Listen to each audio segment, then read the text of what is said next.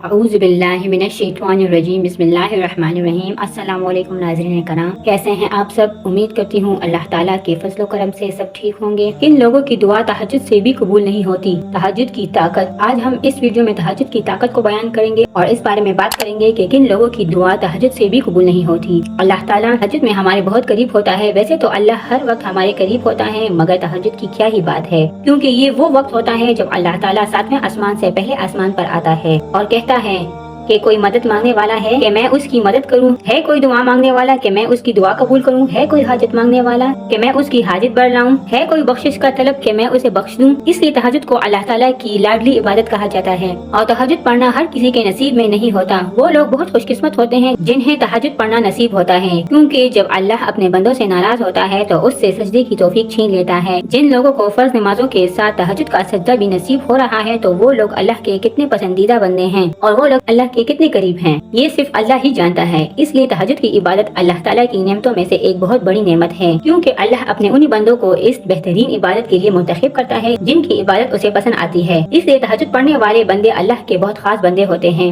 تہجد کی اہمیت اور فضیلت تو آپ نے بہت جگہ پڑھی اور سنی ہوگی، مگر تہجد کی نماز میں سب سے پہلے ہماری نیت دیکھی جاتی ہے۔ میں نے بہت سے لوگوں کو تہجد کی پابندی کرتے دیکھا ہے، اس میں سے کافی لوگ ایسے ہیں جو صرف اللہ کے لیے تہجد کی نماز ادا کرتے ہیں۔ تم میں سے جو اللہ کی رضا اور محبت کے لیے تہجد پڑھے، اللہ کے لیے وہ ہاتھ اٹھنے سے پہلے ہی ان کی وہ دعائیں قبول کر لیتا ہے۔ لیکن آج کل زیادہ تر لوگ تہجد صرف اس لیے پڑھ رہے ہیں کہ اللہ یہ خواہش پوری کر دے، یا اللہ ہماری فلاں خواہش پوری کر دے، یا اللہ ہماری یہ دعائیں سن لے۔ ایسے اللہ کی عبادت کرنے میں آپ اللہ کو نہیں مانگتے، بلکہ آپ تو کسی اور چیز کی چاہت میں ہوتے ہیں اور اللہ تعالیٰ کا قرب نہیں مانگتے۔ آپ صرف اپنی دعا مانگتے ہیں، آپ تہجد صرف اپنے فائدے کے لیے پڑھتے ہیں، اور جب آپ کو وہ فائدہ مل جاتا ہے تو آپ تہجد پڑھنا ہی چھوڑ دیتے ہیں۔ تہجد کی نماز اللہ تعالیٰ کی محبت حاصل کرنے کے لیے ہی پڑھنی چاہیے، صرف اپنی دعا کو قبول کروانے کے لیے نہیں۔ اس لیے جب آپ کی دعا قبول نہیں ہوتی تو آپ اللہ سے ہی شکوہ کرنا شروع کر دیتے ہیں کہ یا اللہ تو ہماری دعا نہیں سن رہا۔ اللہ کسی کی بھی کوئی دعا رد نہیں کرتا، آپ کی دعا یا تو فوراً قبول ہو جاتی ہے یا کچھ ٹائم بعد قبول ہوتی ہے، یا پھر اللہ اسے آخرت کے لیے ذخیرہ کر لیتا ہے، لیکن رد کبھی نہیں ہوتی۔ تو یہ نہیں کہنا چاہیے کہ میری دعا قبول ہی نہیں ہو رہی،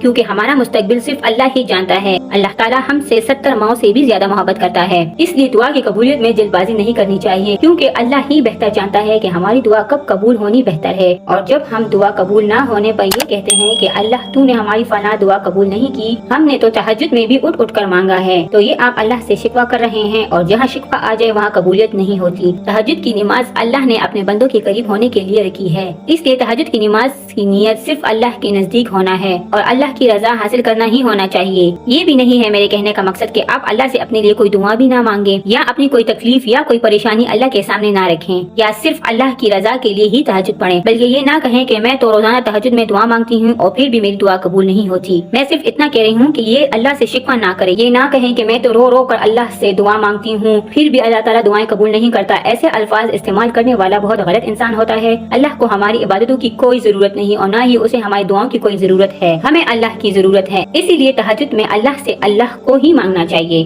اللہ کو ہی بتائیں کہ اللہ میں تیری محبت میں ہی تہجد کی نماز ادا کرتی ہوں، یا اللہ میں تیری محبت میں ہی رات کے اس پہر تجھے یاد کرتی ہوں۔ کبھی بھی عبادت کا صلہ نہ مانگیں، کبھی بھی اپنی عبادت کا بدلہ اللہ سے نہ طلب کریں۔ اللہ کی عبادت صرف اللہ کے لیے ہی ہونی چاہیے، اللہ کو راضی کرنے کے لیے ہی ہونی چاہیے، اور اگر اللہ آپ سے راضی ہو گئے تو آپ کی دعا تو خود بخود ہی قبول ہو جائے گی۔ پھر آپ کی دعا کو کوئی قبولیت سے نہیں روک سکتا۔ جب اللہ آپ کا تو سب آپ کا، جب اللہ آپ کو وہ سب دے دے جو آپ اللہ سے مانگ رہے ہیں تو اللہ تعالیٰ کا بار بار شکر ادا کریں، اور اگر نہیں ملتا تو بھی شکر ادا کریں، کیونکہ اس میں بھی تو اس کی کوئی نہ کوئی مصلحت ضرور ہوگی۔ اگر آپ ناشکری کریں گے تو جو کچھ ہے بھی آپ کی زندگی میں وہ بھی چھن جائے گا۔ بار بار یہ کہنا کہ میری دعا قبول نہیں ہو رہی یا کب قبول ہوگی، یہ سب ناشکری ہوتی ہے، اور اللہ تعالیٰ کو ناشکری بالکل بھی پسند نہیں ہے۔ اس لیے آج سے جو بھی آپ عبادت کرتے ہیں یا ذکر اللہ کرتے ہیں وہ صرف اللہ تعالیٰ کو راضی کرنے کے لیے ہی ہونی چاہیے۔ اللہ کی محبت کے سامنے کوئی محبت بھی ذرا برابر بھی اہمیت نہیں رکھے گی۔ اللہ سے رو کر مانگے، بچوں کی طرح رو کر مانگے، جس طرح بچے اپنے والدین سے رو کر ہر چیز مانگتے ہیں اور والدین ان کی خواہش پوری کرتے ہیں، اسی طرح ہمیں بھی اپنے رب سے رو کر مانگنا چاہیے۔ اور وہ رب جو ہمیں 70 ماؤں سے بھی زیادہ پیار کرتا ہے تو وہ کیسے ہماری دعا قبول نہیں کرے گا؟ وہ ضرور ہماری دعا سنے گا، بس صحیح وقت کا انتظار ہے، اور اللہ پر یقین پختہ ہونا چاہیے۔ کسی اور کے سامنے اپنے دکھڑے بیان نہ کرے، کسی اور کو اپنے دل کا حال نہ بتائیں،